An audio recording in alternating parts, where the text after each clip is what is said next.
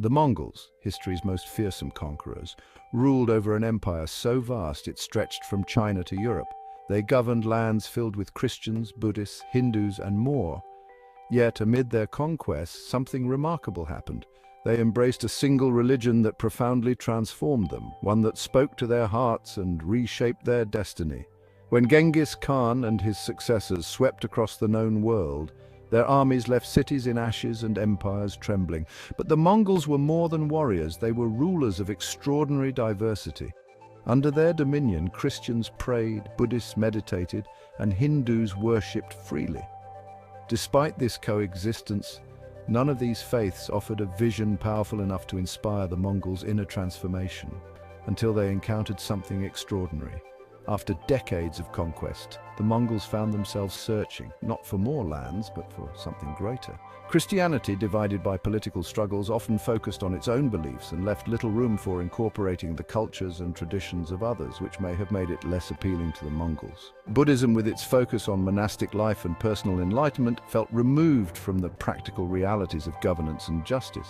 Even their own Tengriism, though spiritually profound, lacked a comprehensive framework for creating harmony and order across their sprawling territories.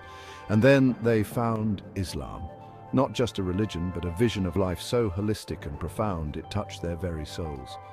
It valued the prophets and traditions of those who came before, embracing all in its universal message. At the heart of this encounter were Muslims steeped in Sufism, whose humility, integrity, and unshakable devotion to God embodied the values of Islam. These weren't warriors or rulers, but spiritual guides who lived the ideals of justice, compassion, and equality. Their lives radiated a quiet, unyielding strength that pierced through the Mongols' pride and spoke directly to their humanity. Among those who were moved was Berke Khan, the grandson of Genghis Khan. Berke wasn't compelled by force. He was captivated by the beauty of what he saw. Islam's message of equality, that all people stand equal before God, resonated deeply. Its call to justice and the defense of the oppressed transformed him. So powerful was his conviction that when his cousin Hulagu Khan sacked Baghdad, leaving a trail of destruction, Berke turned against him. He allied with the Egyptian Mamluks to defend the Muslim world, putting the values of his faith above the bonds of blood. In Islam, Berke found not just meaning, but the courage to stand for justice, even when it meant opposing his own family. His transformation was only the beginning. He set off a chain reaction among other Mongol leaders, who too were drawn to Islam's universal message.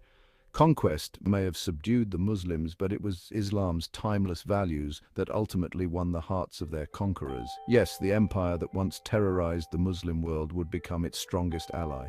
And yet people still claim that Islam was spread by the sword. But history tells a different story. Islam wasn't imposed on the Mongols, it conquered their hearts. If Islam were truly as harsh or oppressive as some portray it, it would have been eradicated like any other ideology whose values cannot endure.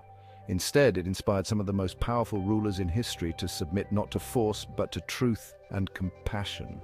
Islam survives and thrives because its values of equality, accountability, and a higher purpose are universal and timeless. Empires rise and fall, but a message rooted in justice, compassion, and truth remains.